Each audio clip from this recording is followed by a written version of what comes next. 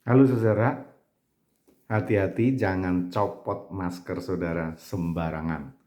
Nanti kena virus COVID. Itu berbahaya sekali.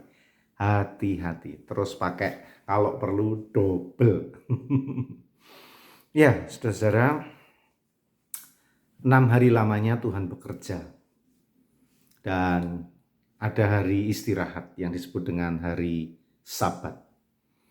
Istirahatnya Tuhan seperti apa ya? Waduh, ya jangan dibayangin.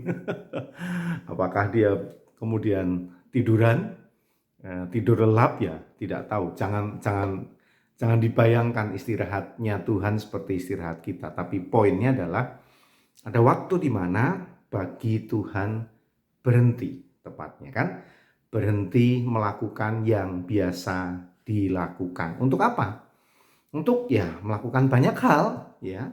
Apakah istirahatnya sekali lagi seperti kita? Tidak tahu, tapi intinya untuk melakukan hal yang lain. Nah, bagi manusia, hal yang lain itu ya jelas, lebih mudah dijelaskan.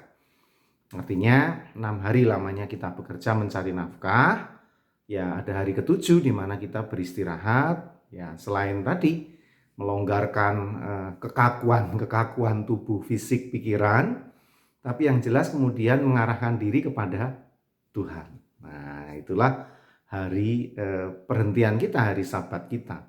Yang biasanya cari hal-hal yang duniawi, sekarang diarahkan kepada hal-hal yang surgawi atau yang bersifat rohaniah. Nah, saudara, murid-murid Tuhan Yesus itu pernah melakukan pelayanan secara luar biasa. Tepatnya kelompok 70. Ya, mereka diutus ke berbagai macam tempat, ke berbagai wilayah untuk memberitakan Injil, melayani, menyembuhkan, memulihkan dan lain sebagainya.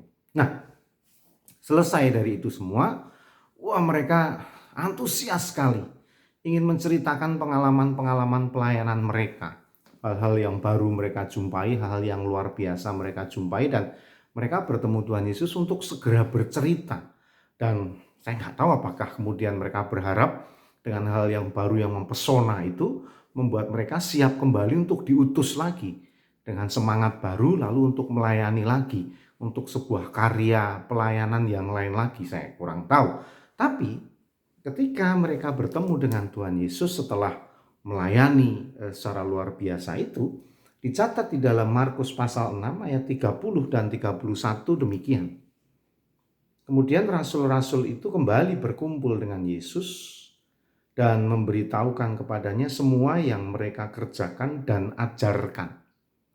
Lalu ia berkata kepada mereka, "Marilah ke tempat yang sunyi, supaya kita sendirian dan beristirahatlah seketika.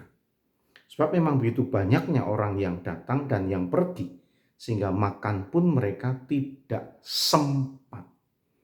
Di sana dikatakan, marilah ke tempat yang sunyi supaya kita sendirian dan beristirahatlah seketika.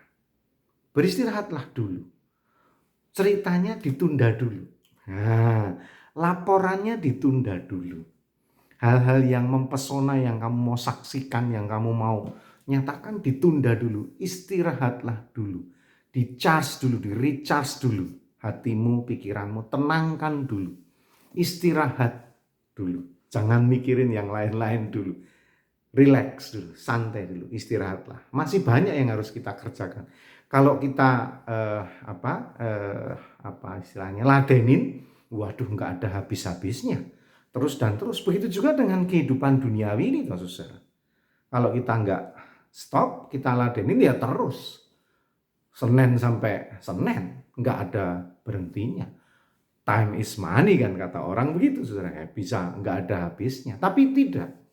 Tuhan mengatakan kita perlu yang namanya istirahat. Perlu yang namanya relaksasi. Perlu yang namanya santai sejenak. Perlu yang namanya melakukan hal yang di luar rutinitas yang kita lakukan. Sehingga kita disegarkan.